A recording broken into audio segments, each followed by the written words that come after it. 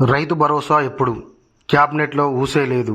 Cabinet భేటీ ముగిసినా రైతులకు మాత్రము నిరాశే మిగిలింది. అందరూ ఎంత ఆశగా ఎదురుచూసినా రైతు భరోసాపై ప్రభుత్వం ఎలాంటి ప్రకటన చేయలేదు. మున్సిపల్ ఎన్నికల తర్వాత నిధుల జమ చేస్తామని చెప్పేసి సీఎం రేవంత్ రెడ్డి హామీ ఇచ్చిన తాజా సమావేశాల్లో దాని ఊసే ఎత్తకపోవడం గమనార్హం. సాగు పనులు ఊపందుకున్న నేపథ్యంలో పెట్టుబడి సాయం కోసం రైతులు ఎదురుచూస్తున్నారు. మరోవైపు పరిషత్ ఎన్నికల నిర్వహణపై కూడా క్లారిటీ రాలేదు.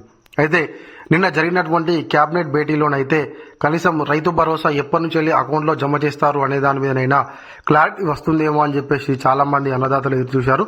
కానీ ఆ క్యాబినెట్ భేటీలో కనీసం రైతు భరోసా కోసం అయితే మాట్లాడకుండానే రైతు భరోసా అయితే ముగిసిపోవడం జరిగింది. మరి రాష్ట్ర ప్రభుత్వం యాసంగికి సంబంధించిన రైతు భరోసా ఇచ్చేటువంటి ఆలోచనలో ఉందా లేదా అనేది అన్నదాతలకైతే ఇంకా కూడా ఒక ప్రశ్నార్థకంగానే మిగిలిపోయింది. మరి దీని మీద రాష్ట్ర ప్రభుత్వం ఏ విధంగా స్పందిస్తుందో చూద్దాం.